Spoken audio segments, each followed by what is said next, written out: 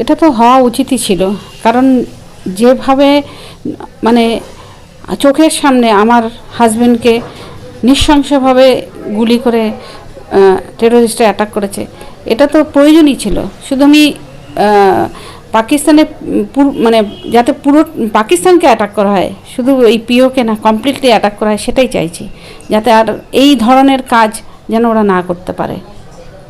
যে যখন আপনি one of the I witness, আপনি চোখের সামনে ওই নৃশংস যে ঘটনা ঘটেছে তার সাক্ষী আপনি, ভারত সরকারের এই স্টেপ, হ্যাঁ, স্বাগত জানাই। ভারত সরকার যে স্টেপটা নিচ্ছে তাতে স্বাগত জানাই, কারণ এটা দরকার ছিল।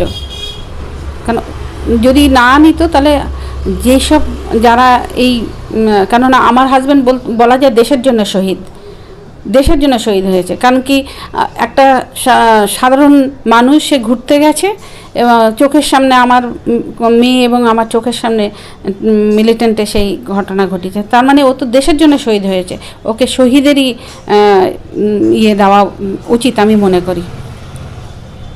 সেদিন যখন এই ঘটনাটা ঘটেছিল তখন আপনারা কি, তারা কি আর কিছু বলেছিল, মানে শুধু মানে ধর্মীয় পরিচয় ছাড়া আর কি কোনো কথা বলেছিলেন যারা ছিলেন আর কি? হ্যাঁ, আমার হাজবেন্ডকে না অনেককেই বলেছেন, মারার পরে বলছেন যে মোদি কা আদমি, এরকম মানে সবাইকেই বলেছেন, শুধু আমার হাজবেন্ডকে এই কথা না, অনেককে বলেছেন যাও মোদিকে গিয়ে বলো, এসব কথাগুলো বলেছেন।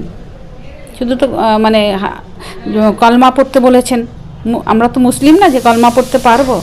হ্যাঁ, আর এটা সবচেয়ে নিজের দেশে আমরা ঘুরতে গেছি, বিদেশে না, সেখানে আমাদের কোনো সিকিউরিটি ছিল না, তো এটা হওয়া উচিত ছিল।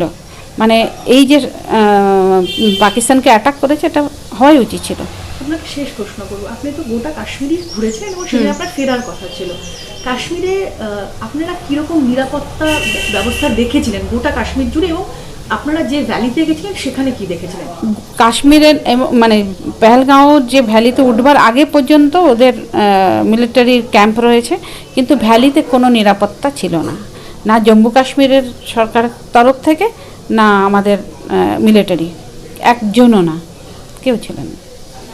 যদি এই হয়তো যদি থাকতেন তো হয়তো এই ধরনের ঘটনা ঘটতে পারত না। আপনার নাম? শবরী গুহ।